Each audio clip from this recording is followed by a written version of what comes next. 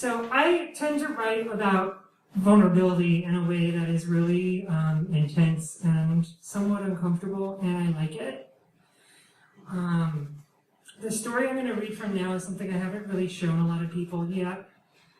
It may be truth, it may be fiction, but it will give you feelings. Several days had passed. They were arguably the hardest days of my life. I spent almost all of them in my room when I wasn't with you. I pretended to my housemates, my family, that I was strong in the real way. If I could transition in my mid-20s against all odds, that I could certainly help the kid detransition, I kept telling myself and everyone around me. This can't be that hard, right? But I wasn't fooling anyone. They all knew me better than I knew myself. I was a mess. The cracks in my armor were widening with each passing hour. No amount of glue could keep me from falling apart. Me, the vulnerability girl, had finally met her match. What made everything worse was the knowing, deep down, that this wasn't what you wanted. At first I chalked it up to wishful thinking, but slowly the narrative unfolded.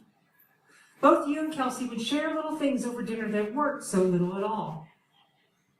We eventually figured out that your dad and his wife were done playing along with this ridiculous fantasy that their son was actually their daughter. Those beloved dresses and skirts that Mama had left with your dad began to conveniently disappear until they were all gone together. Arguments over pronouns were apparently becoming a common thing. Because Pearl had a penis, there was no way he could ever be a she, or even a they for that matter. That was simply a matter of linguistic fact, your other stepmother would frequently declare. Linguistic fact, I thought. Linguistic fact indeed. But honestly, that wasn't the worst of it. Instead, it was the explicit intention to rob you of your agency that I hated the most. We just don't want you to get this idea that being trans is good, they would apparently always tell you.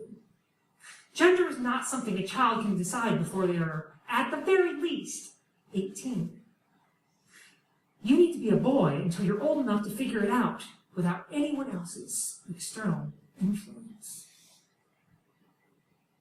If you only would realize the irony of what they were saying.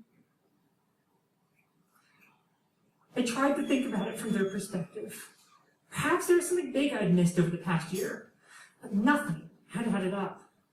According to your dad, we had pressured you, Pearl, into becoming Pearl in the first place. Except, by all accounts, we didn't. You chose your name on your very favorite character. You not so casually expressed your gender to me while I was burning a grilled cheese sandwich for the 1 millionth time. You grabbed the brightest, pinkest nail polish at the salon during your first manicure. As if pink really meant anything about being a girl. You were always choosing everything. We were simply following your lead. We believed in you. And all you wanted was to be free. And for whatever reason, freedom for you was just being a girl. But now you weren't either. And somehow, her lives had ended back in the prison that Mama, Stepmama, and I had broken free from so many years ago. The only difference was that we weren't the prisoners this time. Not that that mattered. Somehow, everything seemed a lot worse from the outside looking in. Thank you.